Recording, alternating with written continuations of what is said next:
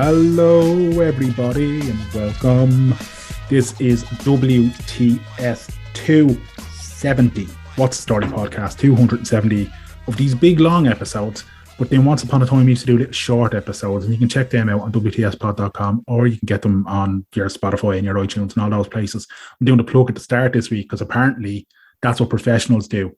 So that even if somebody switches off after 2 minutes, we've already got our plug in.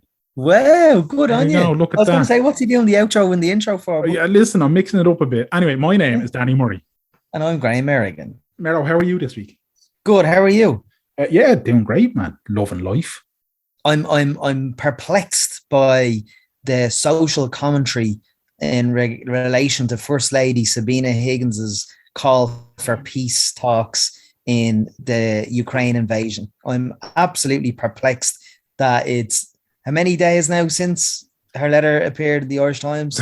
It appeared on the Friday. We're recording this on the Wednesday. And by the time people are listening to this, she might have written a second letter for all we know. But for God's sake, get over yourselves.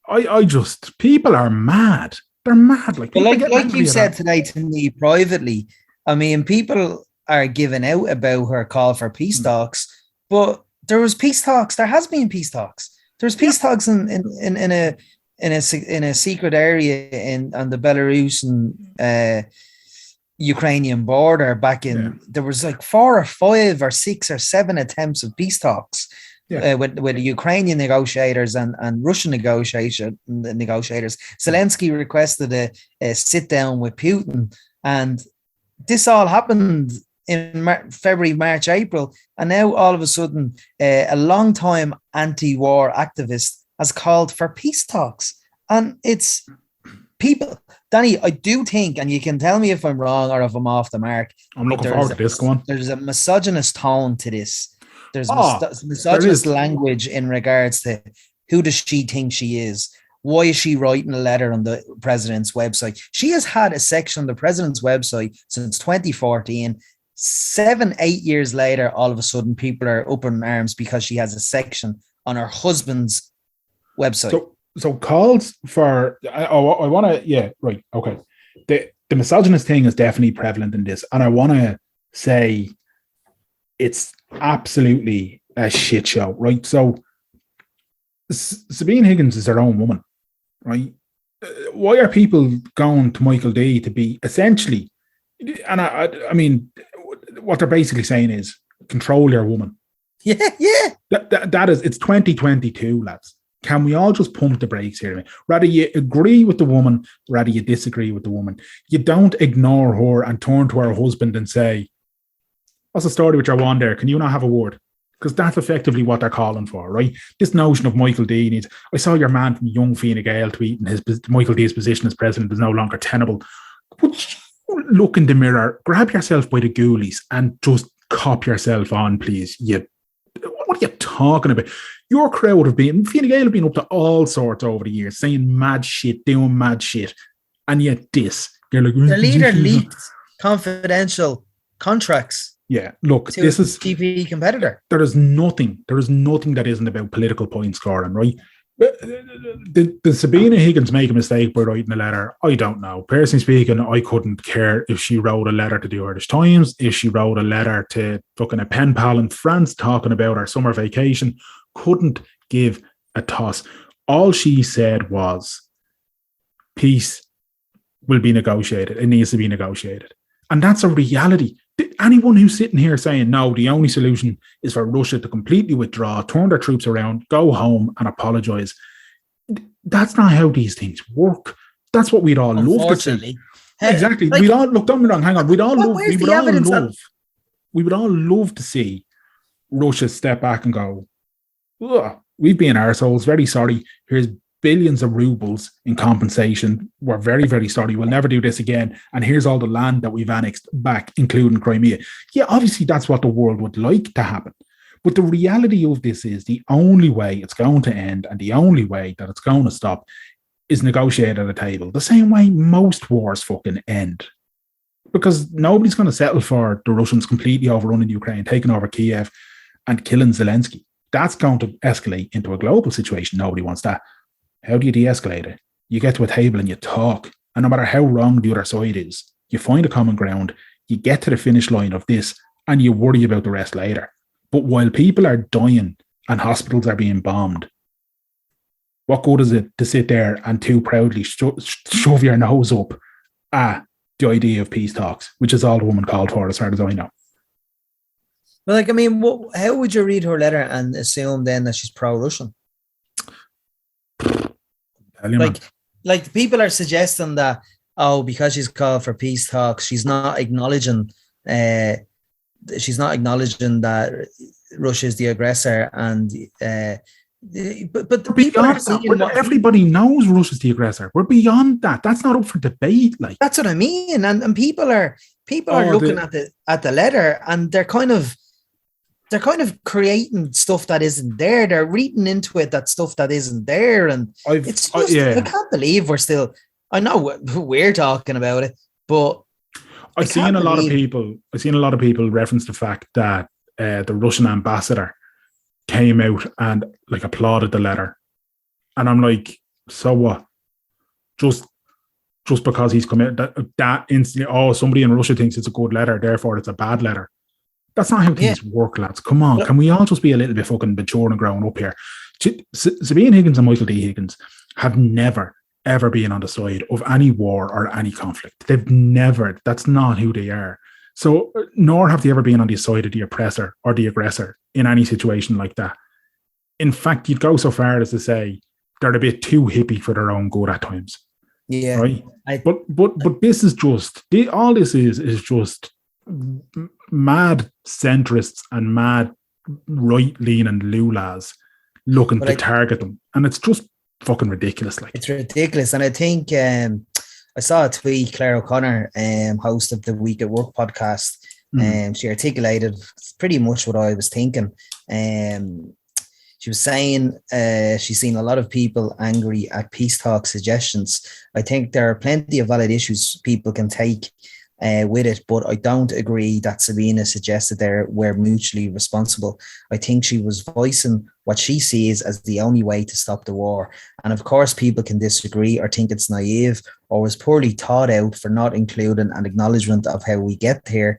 But I think a fair amount of the responses are coming from a place of bad faith and trying to score political points. Exactly, yeah, political point scoring, which we said there a couple of minutes ago as well. Like, that's what I think. I totally agree, and that articulates it a lot better than we do. But to all the people saying that Sabine Higgins is wrong and how dare she and everything else, what are you looking for? The war to escalate? Is it? Are you the same fella that wants to send Irish, defence forces and make them the European army? Yeah, So, like, what's your alternative solution? Or are you just happy chirping in from the sidelines and asking Michael D to control his woman? Cop yourself on, lads. Varadkar and Coveney dying, strung out for a European army. Oh, Jesus. Oh, man, I was in great form. You're after upsetting me now. Sorry.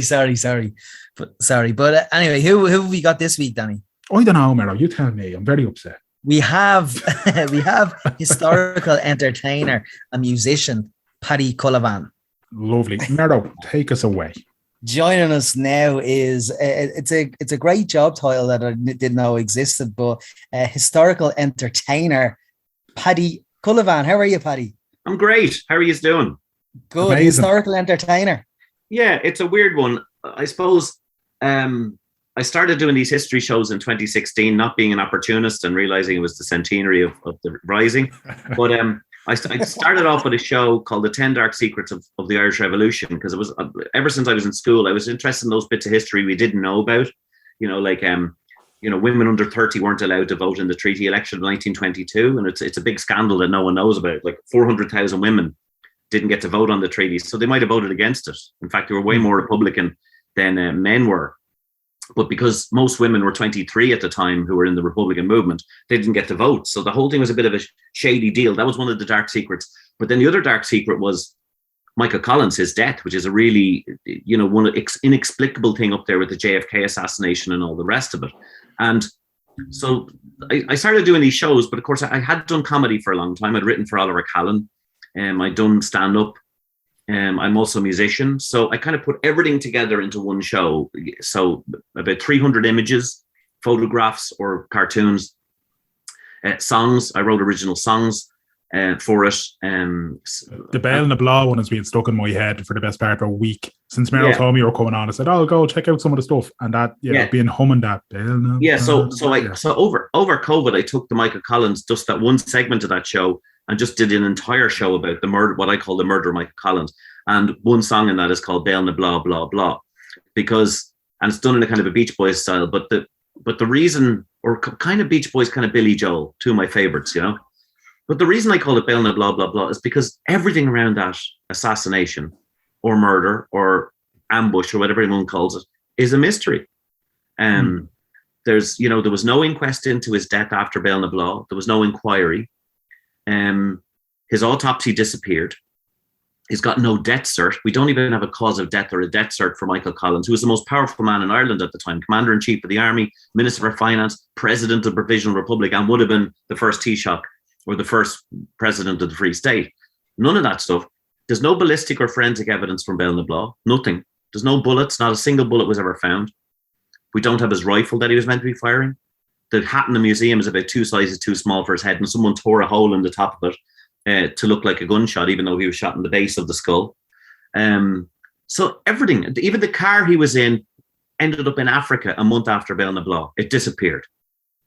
So I never knew that.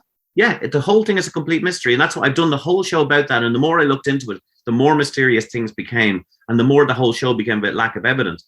But then, I call it historical entertainment because, I dress up as Collins, but there's a lot of humor in it too. There's a lot of bizarre humor, even though it's a terribly sad story. And I love Collins. There's a lot of humor because the papers came out with the most ridiculous stuff. He had 4 last words that he was meant to have said on the roadside in Beal and the Blah. Forgive them.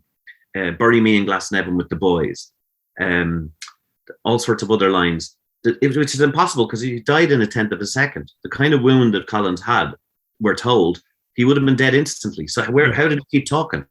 It's like an episode of The Walking Dead, where you chop the zombie's head off and he keeps talking or mouthing. Like, it's bizarre stuff. And the newspapers were incredibly hilarious and everything. There was a lot of stuff that was mad. So it's a mad roller coaster of a story. If you go to the show, you come out of it there going, I never knew, first of all, I never knew any of this. And B, why the hell didn't I know about it? And why is this such a mysterious thing? Like, we have loads of evidence for JFK, but we've nothing for Collins. It's mad. And even some of the stuff you were saying there, like, I didn't know the car being in Africa.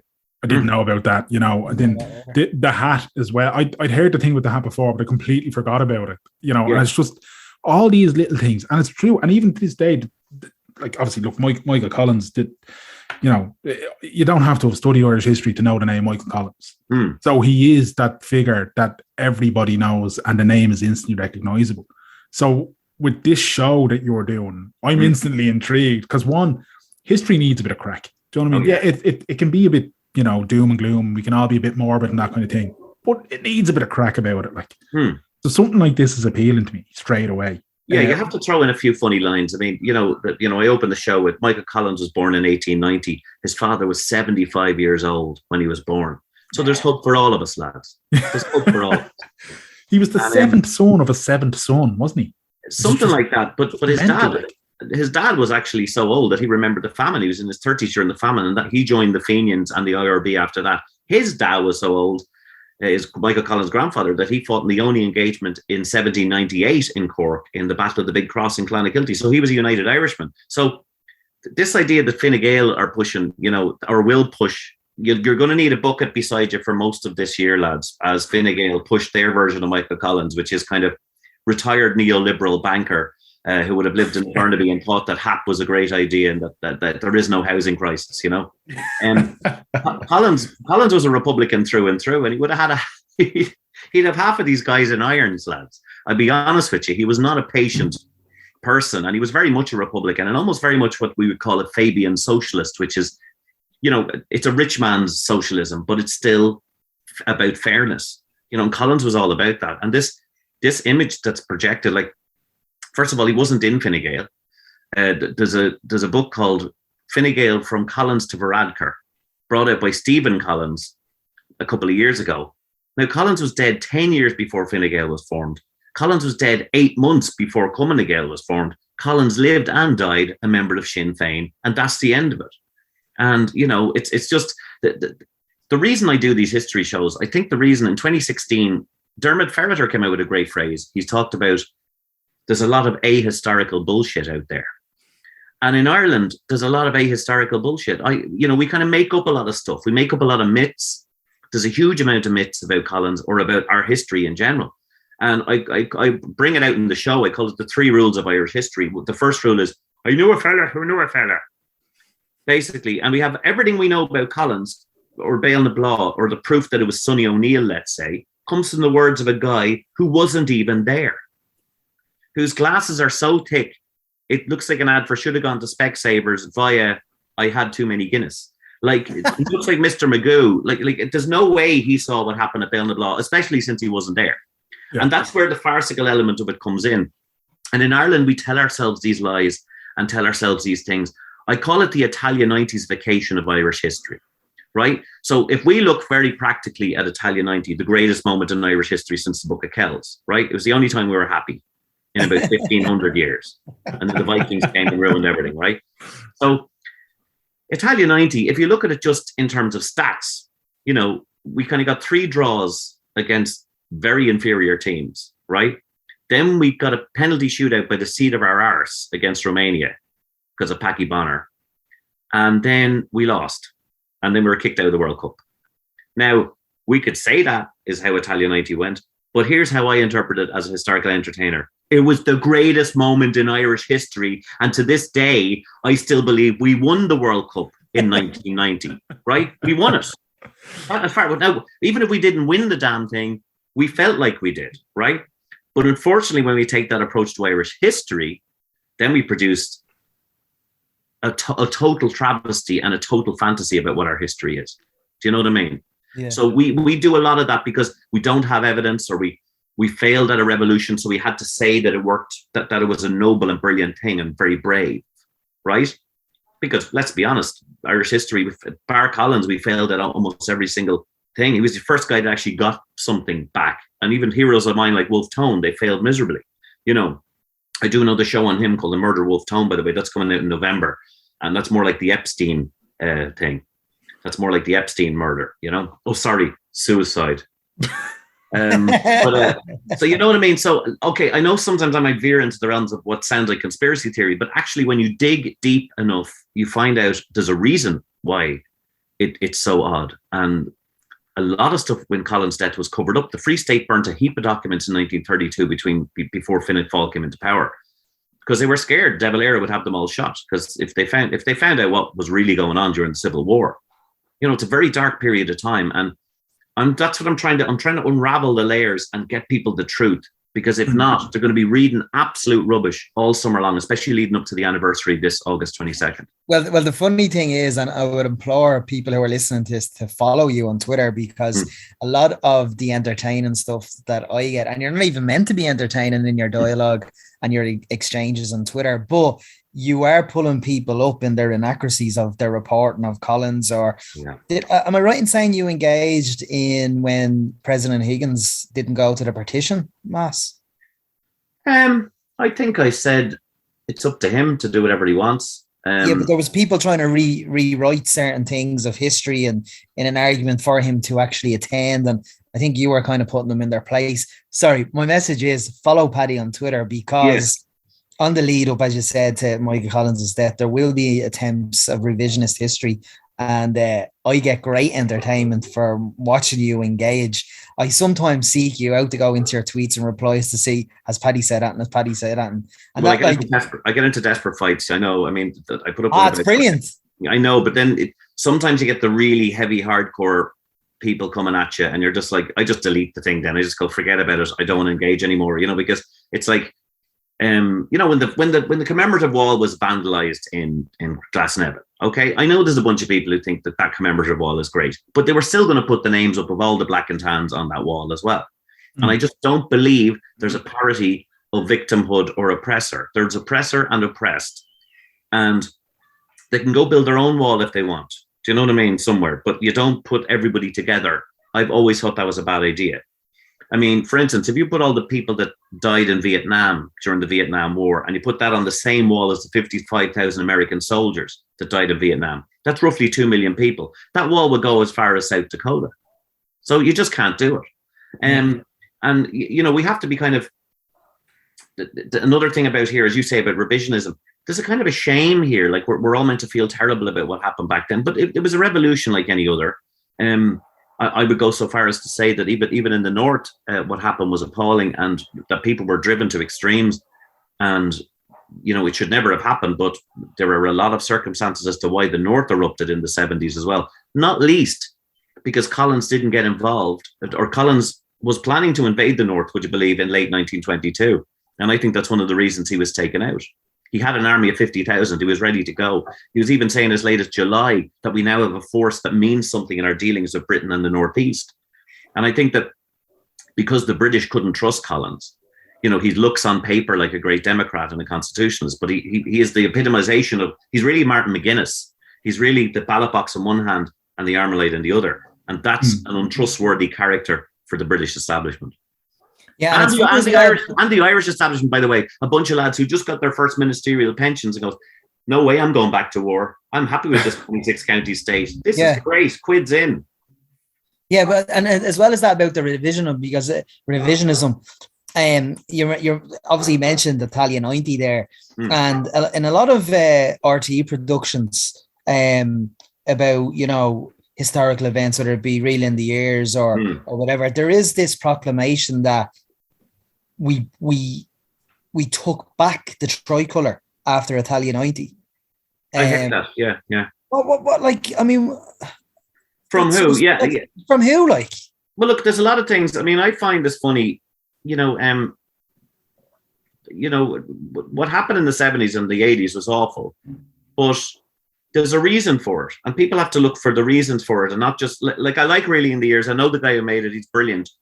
But I mean, I have a joke in my Wolf Tone show saying, Reeling in the Ears is basically the Eurovision results, the GAA results, and the IRA results. And basically, we were all meant to feel like it's even strange when Bloody Sunday happens in Reeling in the Ears. It's saying, 13 people die. But then later on, there's Bloody Friday, and they say the IRA unleashed new carnage on whatever. And you're there going, that's different language. Yeah. And it matters. Language matters. Language matters. And also the tricolour, a lot of people say, Leo Varadkar would say about the IRA, not in my name. But a lot of things happen in Ireland not in my name. For instance, I very much support Sabina Higgins' call for peace and for negotiation. Yeah. The Russian war is a very odd one. If it was a real war of attrition, let's say, Kiev would already be taken over and Zelensky would be dead. So there's something else going on. It's a territorial war. It's about taking that bit of territory along the edge, right? They should be in negotiations within weeks, and for some reason they're not. And a lot of people are going, a lot of senators in Fianna Fáil and Fine Gael are saying, how dare she do that? The president should consider his position in all of this. You cannot use the president. And I'm there going, no, I want my president to be able to say anything that they want. I mean, they're elected. This kind of wholehearted support of Ukraine by Ireland is strange to me. It's terrible what happened. I don't support Putin or Russia at all. But a lot of things are done in my name. I never asked for Micheál Martin to support Ukraine. I never asked for social housing to be given over to a thing called HAP, where landlords are basically paid to house people so the government doesn't have to build houses. A lot of things are done not in my name. So a lot of people never ask for America to bring their planes through Shannon on the way to Iraq. And those voices are equally valid. Do you know what I'm saying? Yeah. And you're right about it. When Michael D decided not to go up to the partition event, he kind of knew what type of event it was. It was an event that was kind of celebrating partition. And it's not the job of the Irish president with an aspiration to uniting Ireland to celebrate partition. Partition was a tragedy. And I mean, I laugh. Unionists are renowned for being kind of stuck in the mud, but actually they were offered 9 counties in 1922 and they took 6. And the reason they took 6 was there'd be more of them, there'd be 66% Protestant, 33% Catholic, and they thought they controlled that. And so they abandoned all the Protestants in Donegal, Cavan, and Monaghan, which numbered about 90,000 people, all to be practical for their 6-county state. So unionists are amenable to change. You know, they went from being anti-home rule to ruling their own little state. So, you know, all these things are very, very strange, and all these things need to be kind of properly understood by people. And that's why I suppose I'm an annoying sore arse correcting people on Twitter. No, it's not annoying. It's brilliant. Good. And it's your point now, hypocrisy as well at the same time, Paddy, because even like when you talk about the Ukraine war, and even something as silly as, you know, Dundalk Football Club and Celtic Football Club have been banned in recent years of having the Palestinian flag fly within the crowd. Whereas within the crowd in most English Premier League games, some international games, some jerseys, the Ukrainian flag, you know, was shown in solidarity. Yeah. There's hypocrisy there. You know, you can't. How can you fine two football clubs for showing solidarity with a country who's been oppressed, and then do it for another country who's been invaded? Do you know? It's just hypocrisy. Well, it's funny. I'm kind of different. I'm a Sinn Féiner, obviously, and I would disagree though with Sinn Féin on certain things. And I'm not saying that the Palestine-Israel crisis isn't this long-running awful thing, but I'm a Wolfe Tone Republican, so I love Wolfe Tone, and he's the first guy to write that Ireland should be neutral, that Ireland shouldn't have to fight other people's wars, because all we ever were was a food basket for Britain, and we supplied troops for Britain. That's what we did. And you know, let's say a third of the troops at Waterloo were Irish. You know, 50,000 Irishmen died in World War I. You know, roughly about 4,000 died in the entire revolution. So if you were in the IRA, you'd have 1 in 11 chance of dying compared to someone in the British Army at the Somme. You know, so, you know, I just think with Ireland, shouldn't get involved in international conflicts. Specifically, but you know, they were talking about, Simon Connolly was talking about buying 19 jets there. Did you hear? Remember that? We're going to buy 19 jets. Now, I have friends in the Air Corps. I'm a big supporter of the Defence Forces and all of that. But essentially, Ireland has always had to fight defensive wars.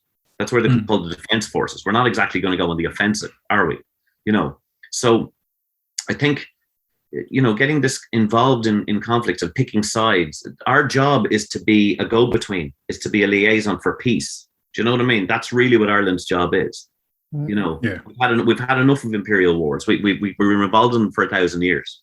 I agree, and I think I was in Sarajevo there in June, and we were out in a restaurant having food, and the waiter was aware that we were Irish, and he complimented the Irish peacekeepers for building bridges down the road in Sarajevo, that he's still friends with the peacekeeping missioners that fixed the bridge. And he was pleading, you know, keep your neutrality. I thought that was a surreal moment. I didn't for a million years. You know, it's like someone putting that anecdote up on Twitter, and then someone following up saying this never happened. Do you know what I mean? I was kind of going, Jesus, that's a great compliment to have, that, you know, you're acknowledging the building of the restructuring of a bridge to help the locals. And, you know, he was pleading with, please make sure your people keep like that.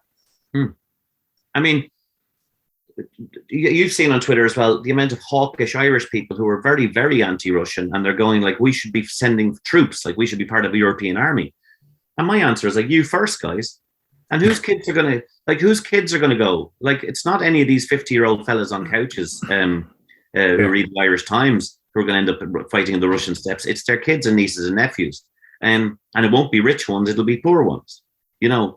And the hypocrisy is huge. Another big secret of 1918 was a conscription crisis, where they eventually brought conscription in 1918.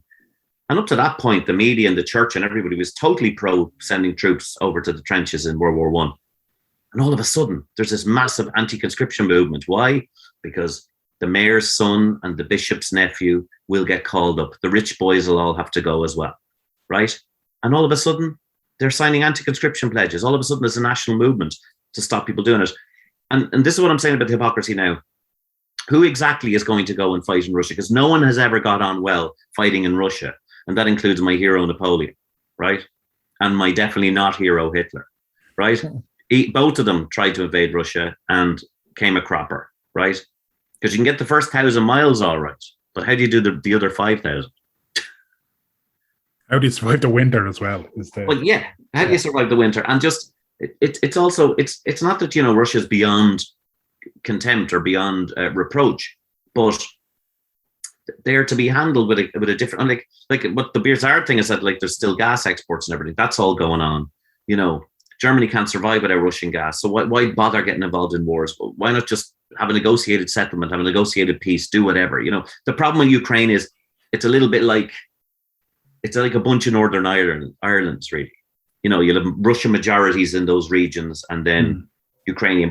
But then again, where there is there's Poles in Ukraine. It's a very diverse country, But I just think in situations like that, and especially look at Palestine, Israel.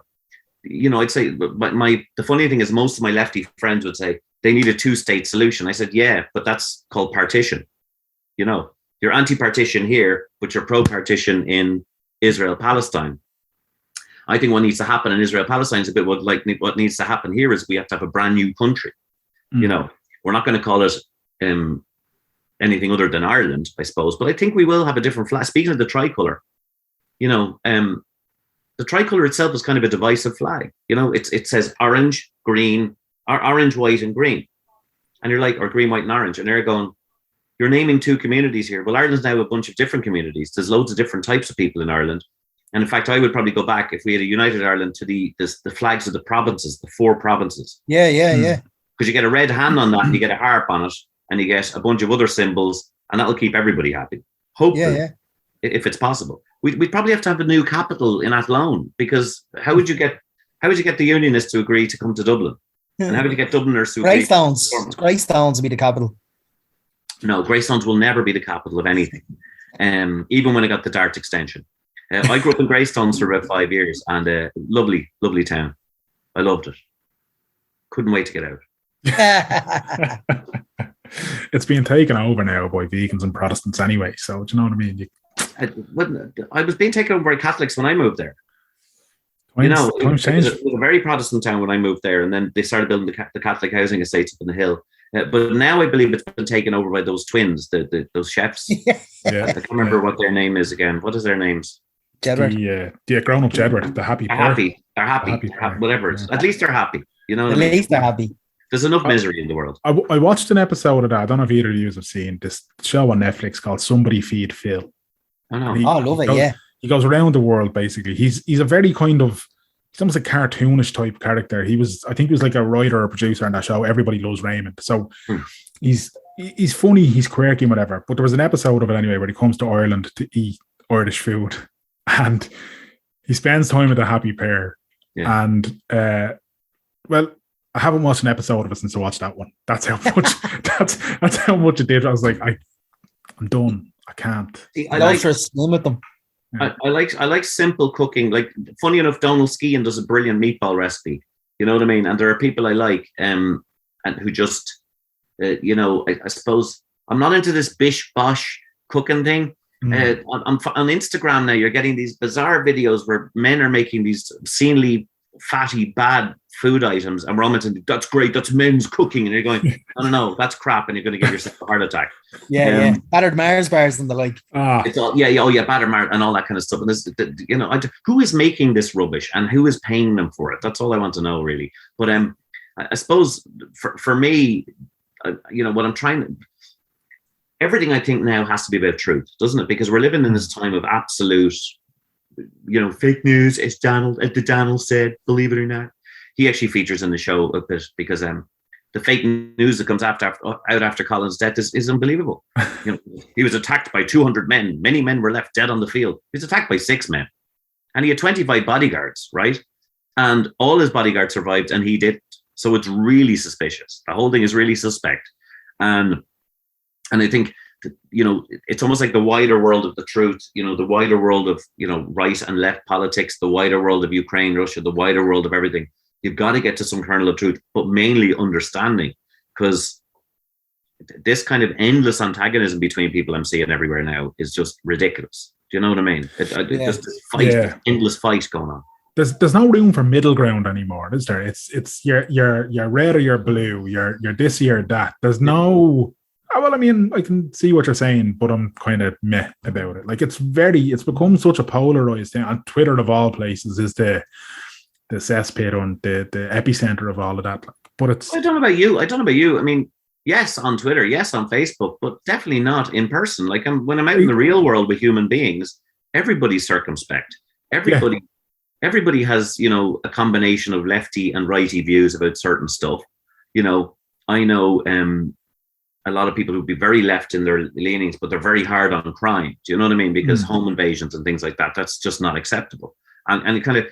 And people are complex, and we're made up of different issues, and you don't have to be into one issue just because, I call it the kind of the litany that you're meant to follow. I'm definitely anti-abortion, or I'm definitely pro-abortion, and I'm definitely into gay marriage, and I'm definitely into this, and I'm definitely into that, and if you deviate from one of those things at all, you're unwelcome in the group. Do you know what I mean? I'm one of those weird people who doesn't see, and I know people hate that Trump was horribly divisive for America, but the world was safer. Joe Biden might be better for uniting America, but the whole world is unsafe. China, people going to Taiwan now, and every day I'm on a nuclear alert, Russian ships in the sea around Ireland. None of that was happening during Trump because he was such an egotist that the whole world revolved around him. And basically everybody was so obsessed that they didn't bother starting any wars anywhere. It was great. It's mad though, isn't it? Like Paddy Cullivan said, bring back Trump. Well, I know. I'm messing. I don't think it's going to happen. Everyone's talking about it, people. Believe me. We're all talking about it. I don't think it's going to happen. I think, if he swore to not go on Twitter, things might work out a lot better for him. This endless fighting on Twitter was the point. That was what brought him down. Yeah. And actually just ignore CNN and just ignore people and just kind of don't get involved in the fight, and then just I thought the mimicking of the journalist with a disability was a new low, and when after he did that, and there wasn't much called for him to resign, or I was thinking, is this just ableism? Is this just? But it's the man who said I could shoot somebody on Fifth Avenue and get away with it. It's the man who grabbed them by the. You know what? Yeah, I know. Listen, there's a lot of unacceptable behavior, but what I'm saying is that it's strange to think that when you have some kind of, what would I call, non-interventionist America First aegis there, it's still safer than a professional politician who wants to mess with China and Russia. You know what I mean? Yeah, I get you. Yeah, I get you. You're right. Yeah, and it's just for and I'm half American myself. I'm an American citizen, so it's like I very much have an interest. I mean, I had a wonderful uncle. He died lately, but he said, years ago, he said to me, "Oh, Joe Biden, the only time he opens his mouth is to put the other foot in." And this is how people talk in America. Like, it's very, my dad calls it common abuse. Because there's no libel laws in America, you can just get involved in common abuse and say whatever the hell you like about anybody, And I kind of like that. There's a kind of a freedom of speech element to that. And I think, despite everything, I don't think you ban people like Trump off Twitter, and I don't think you ban speech, no matter how awful, because if you ban the speech you don't like, then you can start banning all kinds of speech. Do you know what I mean? On the outside looking in, though, they'll never have a good candidate for presidency, will they? They haven't in my lifetime anyway. Bill Clinton was wonderful, bar his obvious weakness. And then actually in 1998, he got rid of the Glass-Steagall Act, which allowed the banks to take their gloves off and gave us the credit bubble that destroyed the world in 2008. So unfortunately, he failed miserably. Obama was great PR, but nothing changed under him either. Probably Jimmy Carter was the best, but he just was at the worst possible time. Massive recession, the Iranian conflict. It's hard. I mean, I think DeSantis will run from Florida. I think he will run, and I think he will definitely he'll definitely win, unless Michelle Obama goes up against him. What about AOC? Is it too soon for her? Oh God. Well, definitely way too soon. Yeah. She's far too polarized at the moment as well. She's far too, yeah. But I mean, is that to her? Obviously, that is to her detriment. But I mean, she's polarizing, but good. in what I've seen anyway. I'm afraid, lads, I'm not.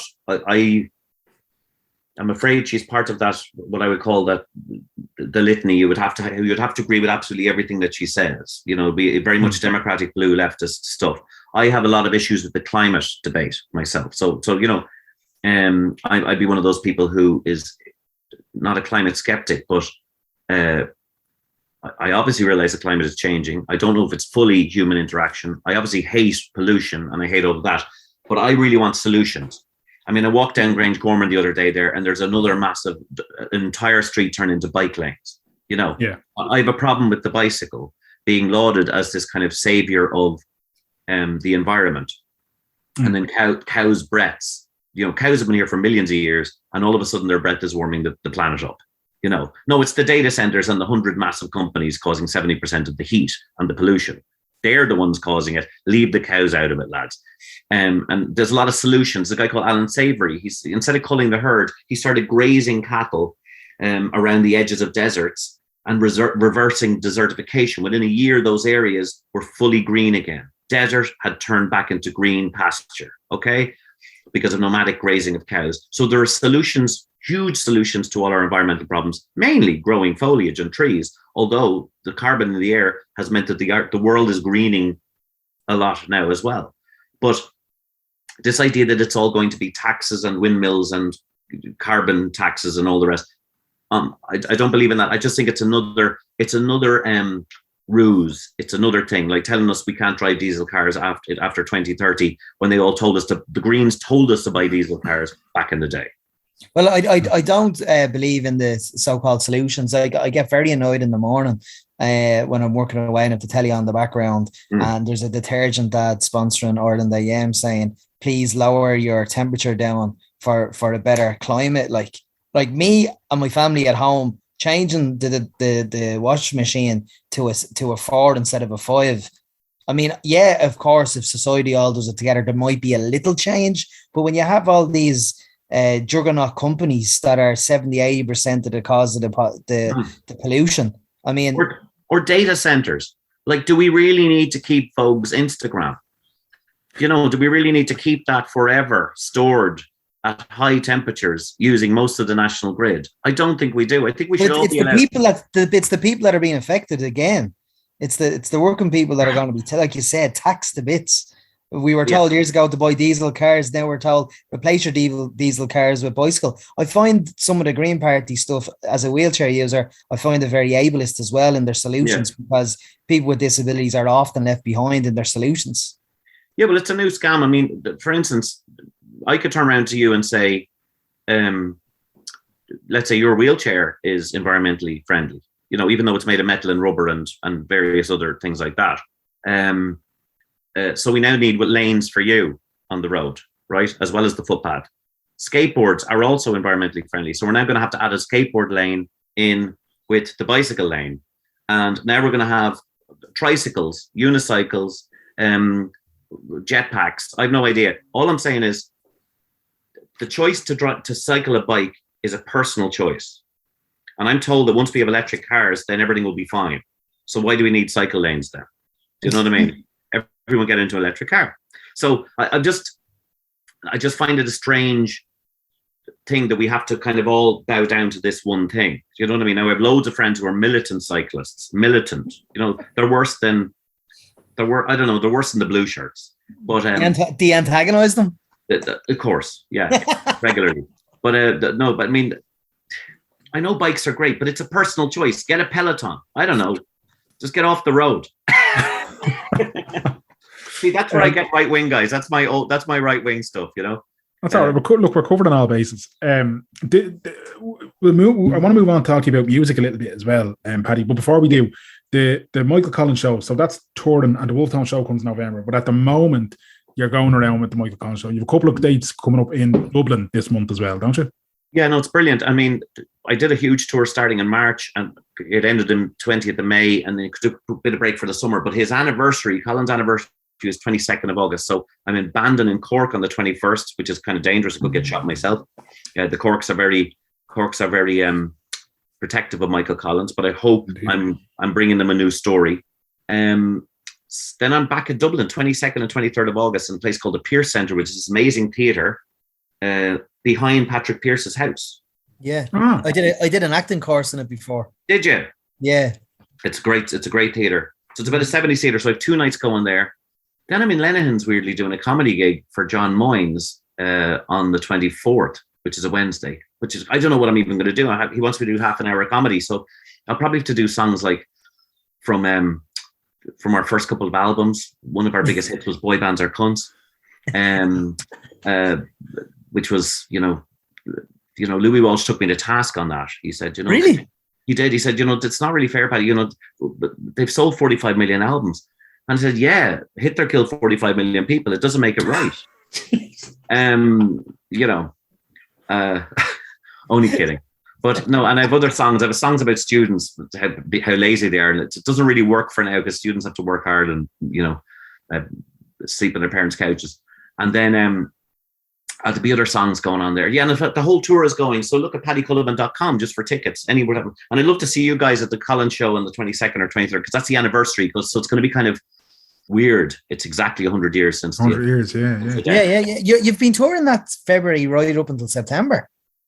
Oh yeah, I'm going. It'll keep going, and then when I bring the Murder Wolf Tone out as well, I've sold out London. I sold out Newcastle. It's going brilliant. I mean, people are fascinated by the story, and it's one of those shows. I thought it would only work in the year that it's in, but actually, it's more like the Tom Crane show. It's going to run and run. It's because it's a kind of a story for our ages. It's a bit like JFK. You could just talk about the JFK assassination in 1920 or 2023, but no, we talk about it every single day. You do, and there's always somebody looking for Aikino to come back, which tells you everything you need to know. I'm amazed it didn't actually this year be the 20th anniversary. Aikino's another one. I loved Aikino. My friend Paul Woodfull was involved in writing that, and I did a lot of satire with him, Oliver Callan, people like that. And then before that was the kind of music, the Camembert Quartet itself. We released 2 albums in 2002, 2004. Music is War. And that's where he had all those crazy songs. We were kind of like the Frank Zappas of Ireland, trying to mix comedy and music. Weirdly, it was just before its time. Tim Minchin came out a few years later and, everybody was into it. Yeah. At the time, I don't think people understood us that well. You know what I mean? They thought it was way too tongue-in-cheek because I was slagging off the Irish singer-songwriter scene at the time too. I would make up these kind of composite singer-songwriters like Davy and Grace, because everybody was called Damien or David at the time. Yeah. Damien Rice, Damien Dempsey, David Gray, David this, David that, David Kitt. And so Davy and Grace was my creation, and he used to sing songs like, "You are my star, my shining light," because that's kind of all the songs. All the songs are about stars and lights. And your man Dermot Kennedy does a bit of that now. He does, yeah. And Ed Sheeran, let me hold your hair back while you're puking, lovely teenage image. The band are back together, so to speak. The band are, we're doing bizarrely we're reforming to do the original material at the Electric Picnic on the 4th of September. Deadly. On the Minefield stage. So we're going to be doing all the hits. Bat the Burger is one of our great hits. Bat the Burger is a song about you don't get drugs at the nightclub, so you fail completely to get high, and then you're going to have to just eat fried food at the end of the night. And Bat the Burger is, and it's kind of an underworld piss take. And there'll be loads of other hits. I did another hit during COVID called "COVID Loves to Party." It was a techno song, and it was just your man from Fianna Fáil going, "COVID loves to party. COVID loves to party." I remember it. Yeah. So I throw a bit of that in there as well. There's other songs like "Sit on My Facebook." Was that Derek Cleary that did that in RTA? Derek Cleary, yeah. I remember you did that. That was brilliant. I took all of it. Yeah, I just sampled it and then just made a techno track out of it. And you're watching that as it happened. You're kind of saying, "This has to be used somewhere." Got to be a song. It's got to be a song. So I did it. I did it a few gigs, but no, the band are back. Like we're getting lots of corporate gigs and stuff like that as well. But I'm kind of fitting the Michael Collins shows midweek around the band shows, and I'm trying to, I was bankrupted by Fianna Fáil in 2008, and then I was bankrupted by Fine Gael in 2020 with COVID. So I'm hoping to be bankrupted by Sinn Féin sometime in the late 2020s. But I'm voting for them anyway because I'm not voting for the other two who bankrupted me. And listen, completing a hat trick is always a good thing. So I mean, you have to. I don't think Sinn Féin will bankrupt me. Actually, I'm a fan of the team. I think they're very good people. They're Owen O'Brien. You know, he writes a book a year about the subject he's talking about, public building and housing and stuff like that. You know, and I said, this guy's actually written a book about it. And some cantankerous show gets back and goes, it's easy to write a book. I said, great, do it then. Yeah. Do it, go on. He's done it already. You know, I want the housing minister to have known what housing is and to have researched the history of it.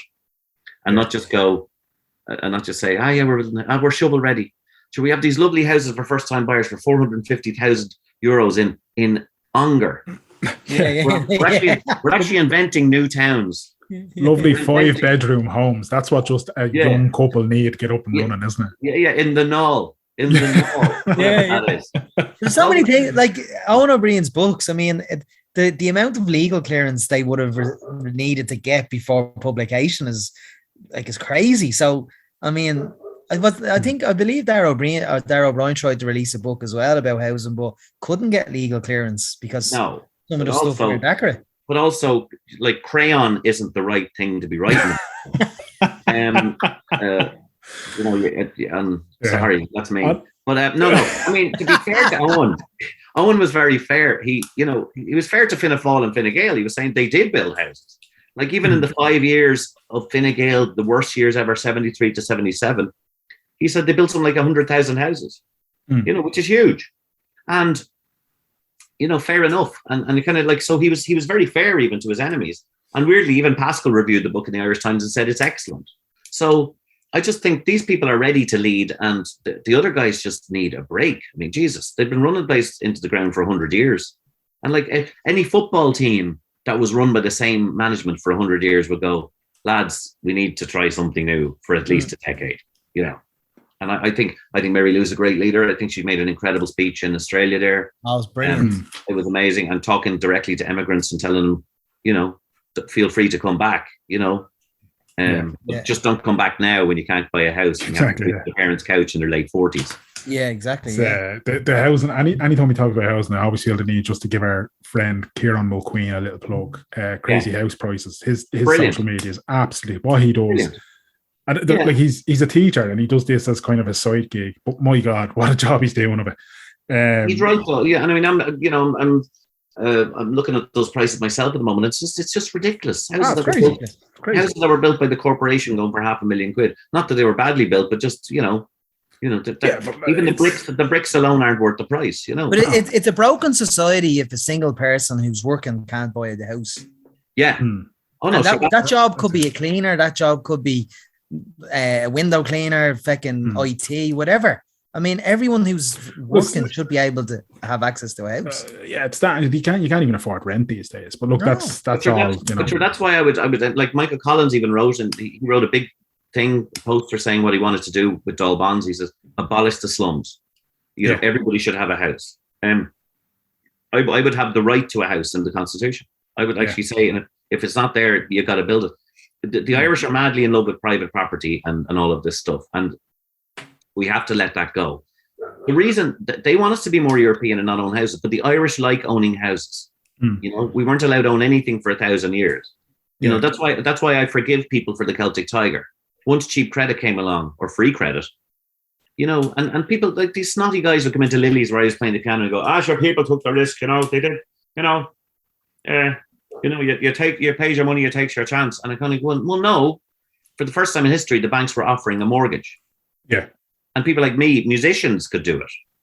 Like a musician would never be offered a mortgage now. Absolutely. And I've said many times on this show that I worked in motor finance during the crash, and I would be given new business applications to underwriters, and the applicant 18 to 24 working tradesman, whatever, could be asking for a loan of about €8,000.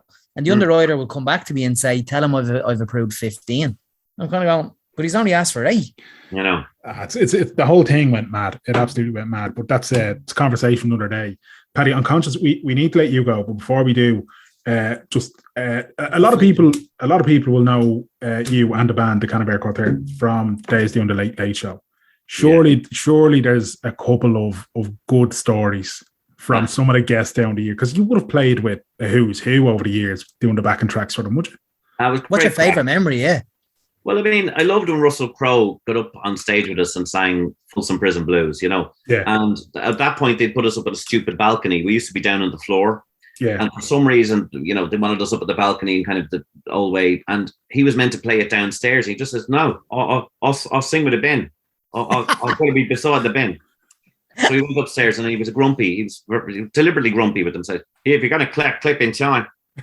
You know, of course, that's the problem with the late crowd. You know, they're lovely people, and the Irish in general. But their favourite song is "Sweet Caroline," which they clap on the 1 and 3. Sweet Caroline. You know, taking all the rhythm out of it. Do you know what I mean? Desperate stuff. But that was great fun. And then we'd be up drinking till 6 a.m. with John C. Reilly and people like that down in the unreal. Yeah, people like Billy Ocean. You know, I love it. Just great crack, and even hanging out with people like just fantastic singers, you know, like Emmylou Harris and people like that, and just getting to meet all these people was fantastic. But after 10 years, I just said I have to just get going with my history stuff, because it's bizarrely, even though it was one Friday a week, it would be a long day, but about 15 hours, and then you'd have your gigs at the weekend, and you'd be just wrecked. You'd just be wrecked with it, you know. Takes the toll, yeah. Yeah, and it was just time to move on. But I met Ryan there. We just had the greatest laugh at. We went to see the brilliant Fran King. He was doing McCartney's 80th birthday, and I bumped into Ryan there. We're just laughing like old times. You know, he's a very funny guy, Ryan. You know what I mean? I'd love the late to be about an hour shorter. Yeah, I think it needs to kind of. But you know what I do as well? I would go back to the old thing of.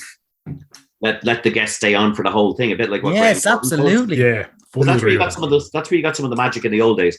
But look, it's an institution. It's there, and I had a great 10 years on it. Tubridy Tonight now was much more fun. I will say that. The best thing. Look it up on YouTube. I duetted with the Hoff. I remember it. Yeah. That's where you're most familiar for me for Tubridy Tonight. Obviously, as well, the Late Show. But first, saw you was Tubridy Tonight on a Saturday. Yeah, I sang "Jump in My Car" with the Hoff. Deadly. Yeah, I was playing his female. I was playing his female muse. It was a bit odd, but he was great crack and a terrible pint man as well. You know. Really. Yeah, but see, he fits it on his left leg, so he's fine. Yeah. You know what I mean? He's so huge, like he's about 10 foot tall. But he is the Hofmeister. And look, it's good fun. It's good fun, but you kind of have to, you can be around that all the time, and then you have to go and kind of plow your own furrow. And I think with these history shows, they've done it, and it's great crack. You know what I mean? Amazing. And also, you're getting really mixed audiences, and you're getting just, you know, I suppose I want to teach as well. There's even some schools have gone, like some secondary schools have brought along kids. Yeah, so I know 12-year-olds have gone to see the show, so it's all right. Brilliant. I noticed on your website it was like for any schools to book me. Yeah, you know, that's a great idea. Like, there's a bit of blood and gore, but it's nothing that isn't in Fortnite, lads. Yeah. That'll cover all the bases.